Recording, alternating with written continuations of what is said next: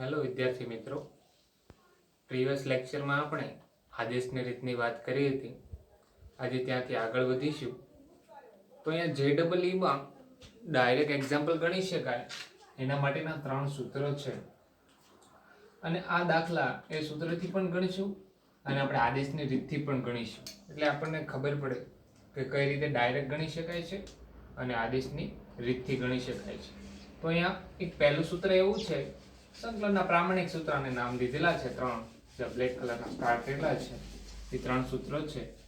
તો integration f(x)(n) into f' dx પ્રકારનું form હોય, એટલે કે કોઈ પણ ફંક્શન છે એ ફંક્શનનું જો બાજુમાં વિકલન હોય તો ડાયરેક્ટ હું સૂત્ર લખી શકું કે f(x) આ ફંક્શનની જે હતી એની ઘાતમાં એક વધારો, એટલે કે n+1 ના છેદમાં n+1 પ્લસ c, અને અહીંયા n-1 ના હોવો જોઈએ. તો આ એક એક્ઝામ્પલ જોઈએ. તો આ જો સાઇન છે, સાઇન નું આપણે વિચારીએ મગજમાં કે સાઇન નું ડિફરન્શિએશન શું થાય, તો કે cos. એનો મતલબ આ ફંક્શન છે, ફંક્શન નું બાજુમાં ડિફરન્શિએશન જ છે અને આ n બરાબર 7 છે. તો આના પ્રમાણે ડાયરેક્ટ શું આન્સર લખી શકું? ડાયરેક્ટ તો આ ડાયરેક્ટ આન્સર લખી શકું કે sin ની 8x ના છેદમાં 8 પ્લસ c. ડાયરેક્ટ એક જ સ્ટેપમાં આન્સર. અને જો આપણી રીતે ગણવા જઈએ આપણે, તો જો આ પ્રકારનું ફોર્મ હોય તો અહીંયા હું sin x બરાબર t આદેશ લેતા, sin x બરાબર શું આદેશ લઉં? t આદેશ લેતા. તો આપણને ખબર છે આદેશ લઉં એટલે ડિફરન્શિએશન કરવું પડશે. એટલે અહીંયા શું થશે? cos x dt by dx. તો અહીંયા હું લખી શકું કે cos x dx is equal to dt લખી શકું. તો જો તો cos x dx ની જગ્યાએ શું લખી શકું? dt, અને એની જગ્યાએ શું લખી શકું? t. તો અહીંયા કંઈક આ પ્રકારનું થશે કે t કેટલી પાવર થશે? t ની 7, અને cos x dx ની જગ્યાએ dt. તો આનો આન્સર કેટલો આવશે? t ની 8 ના છેદમાં 8 વત્તા c. તો અહીંયા શું લખી શકું? શું લખી શકું? t ની જગ્યાએ પાછું શું લખી શકું? sin x લખી શકું. તો કેટલો આવશે છેલ્લે answer? sin raised to 8x ના છેદમાં 8 પ્લસ c. આપણે આદેશની રીતથી દાખલો ગણો અને સૂત્ર જો ડાયરેક્ટ એક સ્ટેપ ઓનલી. તો JEEમાં મોસ્ટ આઈએમપી આ સૂત્ર છે. બીજો એક એક્ઝામ્પલ જોઈએ સૂત્રથી. f' ના છેદમાં f(x) dx હોય તો સીધું તે logmod f(x). એટલે કે ફંક્શન છેદમાં છે એનું જો વિકલન અંશમાં હોય, એટલે કે જો એક એક્ઝામ્પલ થી સમજીએ કે tan છે, તો tan નું આપણને ખબર છે ડિફરન્શિએશન શું થાય? sec2x. tan નું ડિફરન્શિએશન શું થાય? sec2x. અંશમાં છે તો અહીં ડાયરેક્ટ જ અહીંયા શું લખી શકું? logmod આ પ્રમાણે f કોણ છે? નીચે છે tan x plus c answer. અને જો આપણે આદેશની રીતે જવું હોય, આદેશની રીત, તો અહીંયા હું આદેશ લઈ લઉં કે tan x બરાબર t આદેશ લેતા, tan x બરાબર t આદેશ લેતા, tan x બરાબર t આદેશ લો એટલે tan નું શું થાય? sec2x બરાબર dt ના છેદમાં dx થાય. તો અહીંયા ગુણાકારમાં આવવા દો એટલે sec2x dx is equal to શું લખી શકું? dt લખી શકું. તો sec2x dx બરાબર dt અહીંયા પુટ કરું છું. તો અહીંયા શું થશે એક્ચ્યુઅલ? dt ના છેદમાં t, કારણ કે આપણે tan x બરાબર t આદેશ લીધો છે. તો અહીંયા સીધું શું લખી શકું? 1/t જેવું ફોર્મ છે, એટલે logmod t plus c. તો અહીંયા શું લખી શકું? is equal to logmod t ની જગ્યાએ પાછો આપણે tan x લીધો છે, તો અહીંયા tan x plus c answer. જો બે થી આન્સર તો સેમ જ આવશે. અહીંયા logmod tan x plus c, logmod tan x plus c. એ પ્રમાણે આપણે એક છેલ્લું સૂત્ર જોઈએ, ત્રીજું. તો કે છેદમાં અંડરરૂટ f(x) નું વિકલન અંશમાં f' હોય તો સીધું જ છે આન્સર 2 √f(x) plus c. અહીંયા જો તો sin નું જો તો sin નું આપણને ખબર છે, sin નું શું થાય? વિકલન cos થાય. તો આનો સીધો જ આન્સર હું લખી શકું 2 √ જો આ ફંક્શન લીધું છે, મેં આ ફંક્શન લીધું છે f(x), તો અહીં સીધું જ લખી શકું. શું લખી શકું? sin x plus એક જ સ્ટેપમાં સીધો આન્સર. અને જો હું આદેશની રીતે દાખલો ગણવા જાઉં તો જો શું કરવું પડે?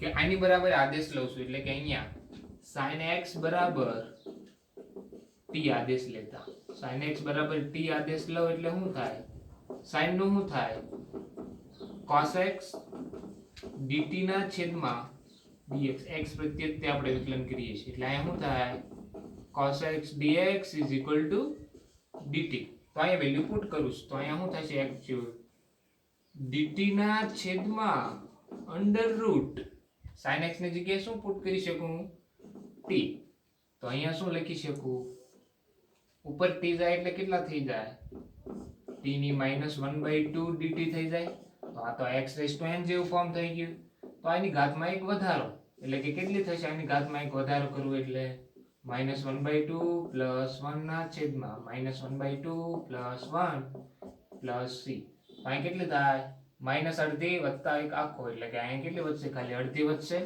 અને અહીંયા છેદમાં અડધો વધશે છેદનો છેદ ક્યાં આવશે અંશમાં પ્લસ c તો 2 એઝ ઇટ ઇઝ અને અંડર રૂટ લખી શકું અંડર રૂટ t પણ લખી શકું t + c તો અહીંયા શું લખી શકું એક્ચ્યુઅલ 2 અંડર રૂટ t ની જગ્યાએ પાછું આપણને ખબર છે શું થાય તો આપણે sin x + c તો આ થઈ ગયો આન્સર જો કેટલું સિમ્પલ થઈ ગયું બંને રાઈટ ડાઉન ઓકે વિદ્યાર્થીઓ અત્યારે લગી જે આપણે કોન્સેપ્ટ ભણ્યા તેના હવે એક્ઝામ્પલ સ્વાધ્યાય 7.2 સ્ટાર્ટ કરીએ જોઈએ આપણે 3 લાઈન પહેલા સૂત્ર ભણ્યા હતા એ ડાયરેક્ટ કઈ રીતે એપ્લાય કરી શકાય એ પણ આપણે સાથે સાથે ડિસ્કસ કરશું દાખલામાં તો અહીંયા જો સ્વાધ્યાય 7.2 નો પહેલો એક્ઝામ્પલ જો અહીંયા 2x ના છેદમાં 1 + x² dx પ્રકાર છે તો અહીંયા હું આદેશ લઉં ખબર પડી જશે તમને આદેશ ઓટોમેટિક કે કોઈની બરાબર લેવો 1 + x² બરાબર આદેશ લઉં તો તે 2x થાય કારણ કે 1 નું 0 x² નું 2x આ રી ઉપર પ્રેઝન્ટ જ છે 2x dx તો કોઈની બરાબર આદેશ લઉં 1 + x² બરાબર t આદેશ લેતા ઓટોમેટિક ખબર પડશે કે કોઈની બરાબર આદેશ લઈએ આપણે તો અહીંયા શું થાય 1 + x² નું 1 નું તો 0 બે બાજુ ડિફરન્શિએશન હવે આ જરૂર નથી લખવાની બંને બાજુ x પ્રત્યે વિકલન લેતા હવે જરૂર નથી આ તો અહીંયા શું થાય 1 નું 0 વત્તા x² નું 2x અને t નું શું થશે dt ના છેદમાં dx તો અહીંયા શું થશે 2x dx dt થશે તો કે હા તો આ રીતે 2x dx dt લખી શકું ડાયરેક્ટ તો અહીંયા લખું છું આપણે ઓરિજિનલ ક્વેશ્ચનમાં 2x dx dt એટલે કે અહીંયા dt ના છેદમાં 1 + x² ની જગ્યાએ t એટલે કે 1/t જેવું 1/x જેવું ફોર્મ એટલે log mod t + c પણ ઓરિજિનલ ક્વેશ્ચન x વેરીએબલ માં છે તો અહીં લખી શકું log mod શું લખી શકું 1 + x² + c અને અહીં પહેલા આપણે ડિસ્કસ કર્યા ત્રણ ફોર્મ્યુલા એમાં તે જુઓ એ ડાયરેક્ટ જ છેદનું વિકલન ડાયરેક્ટ અંશમાં છે છેદનું વિકલન ડાયરેક્ટ અંશમાં તો અહીંયા પણ હું લખી શકું log mod છેદનું વિકલન અંશમાં 1 + x²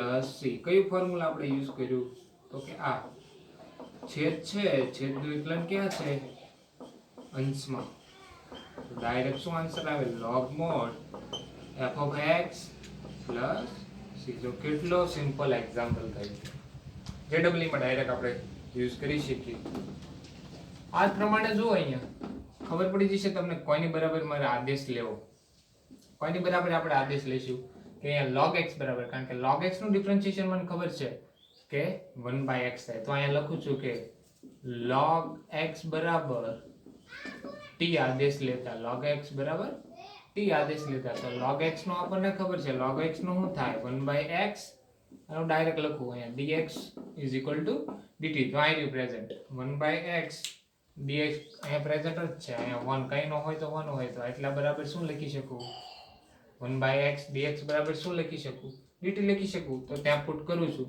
તો અહીંયા શું થાય log x બરાબર t² અને એની જગ્યાએ dt તો x raised to n પ્રમાણે અહીંયા શું થશે t³ / 3 + c તો અહીંયા t ની જગ્યાએ પાછો આપણે log x નો રિપ્લેસ કરી શકું log x નો ક્યુબ ના છેદમાં 3 + c અહીંયા પણ તમે આપણે પ્રીવિયસ ત્રણ સૂત્રોમાંથી એક વાપરી શકો તો જો અહીંયા log x આ ફંક્શન છે, ફંક્શનનું 1/x બાજુમાં ડિફરન્શિએશન જ છે, તો એની ઘાતમાં એક વધારો, એની ઘાતમાં એક વધારો લાયક વાપરી શકો આપણે પહેલું સૂત્ર.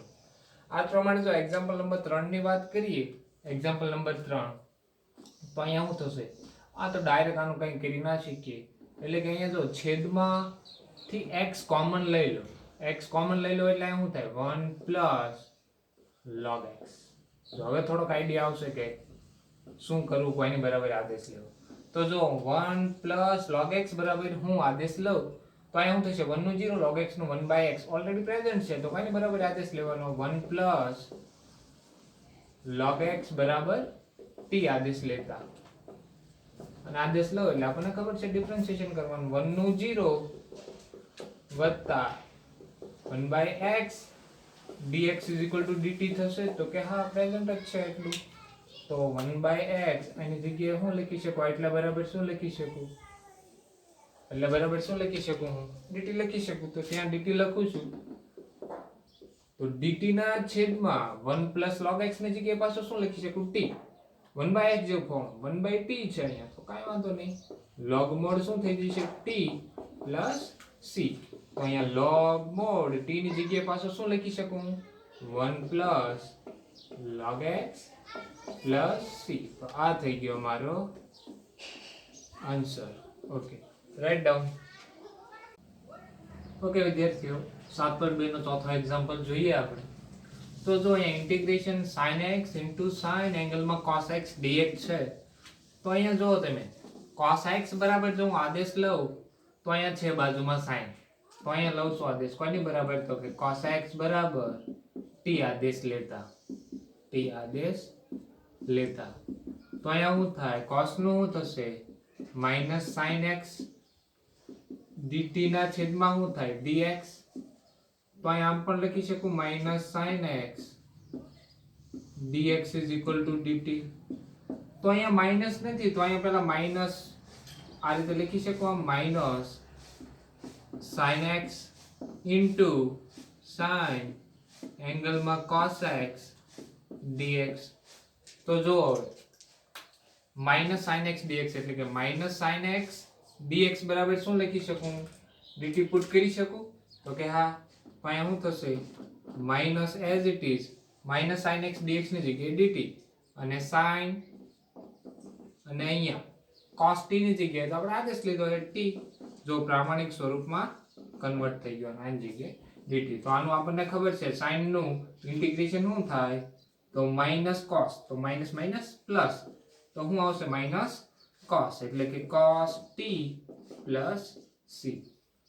તો હવે t ની જગ્યાએ પાછો હું પુટ કરી શકું cos t એટલે કે પાછો cos x plus c. તો આ થઈ ગયો મારો આન્સર.